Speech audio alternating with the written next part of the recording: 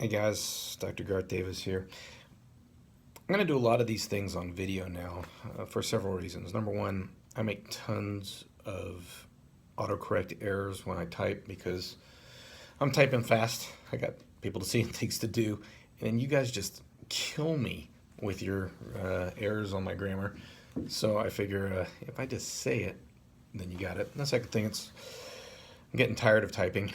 Um, Everybody is just loading me up with messages about when's the debate going to be. And I've actually been talking with some really good guys out there who have different views than I do. And what we really want to do is kind of have a very educational talk where we go through the data because there's a lot of data out there. I mean, just over the past week, I've been going through, if you guys went through my making the book, I went through so much research to write that book. And now I'm doing research now, and of course everybody's like, "Oh, you're cherry picking." I'm not cherry picking at all.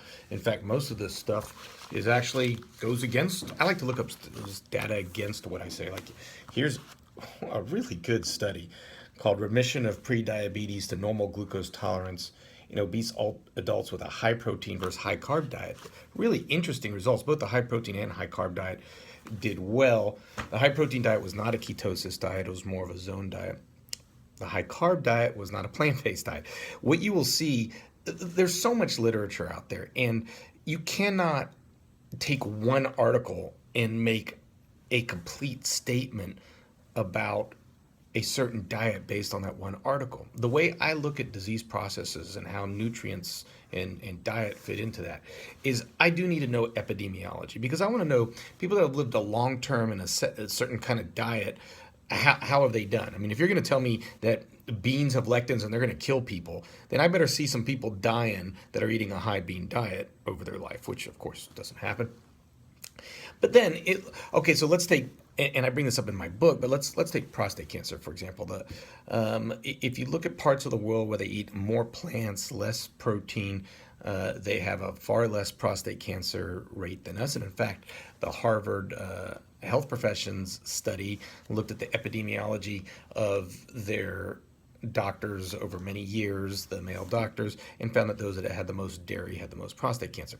That is correlation, not causation. But when you get a whole bunch of different studies giving you that correlation, it means where there's smoke, there may be fire. Now, in order for there to be fire, we need to know a mechanism of action. Like, how is it that could be the case? What is dairy doing that create prostate cancer? Well, we've got quite a few ideas, which I go through in the book there, and it may be from increasing IGF-1. We know that meat has certain carcinogens in it, such as when you cook it and you get heterocyclic amines. There's even been things about new 5GC, the toxicity of heme iron, the AGEs. I mean, there's a whole bunch of different mechanisms of action. And then we need to do a prospective study. And so Dr. Ornish took a group of people with an elevated PSA, and he had half of them go on a plant-based diet. And yes, they did yoga and meditation and all that too. It wasn't just a plant-based diet, but it was a very low-fat plant-based diet. And the other half went on a normal diet, and you saw a pretty dramatic difference in the PSA as the PSA dropped with the plant-based diet.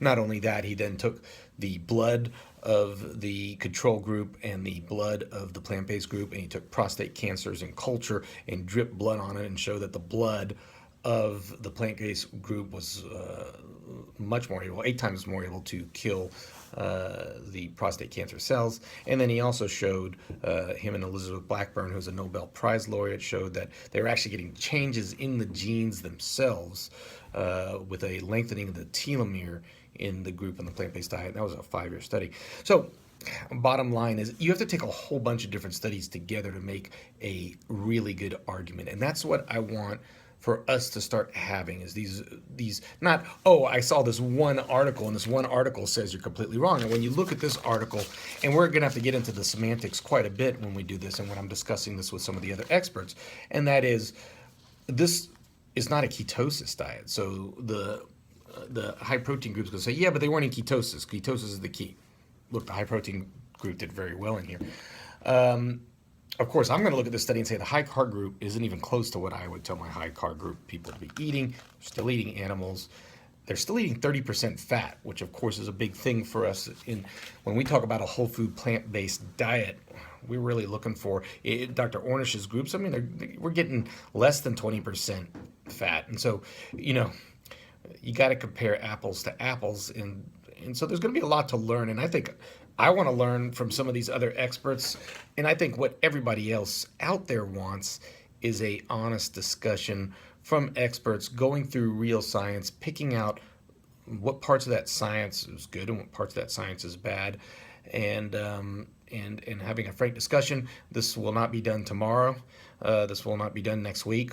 So um, you could hold off on the millions of different messages that are out there. But we're working on trying to put together a really informative, interesting kind of conversation that we can have online so that people can really learn, because there's too much information out there, not enough knowledge. And I think if we get together a good group of experts, we may be able to give everybody some knowledge and help you make choices, and not just help you make choices, understand that we may make different choices just so long as that you're making healthy choices. So you may choose a whole food plant-based diet.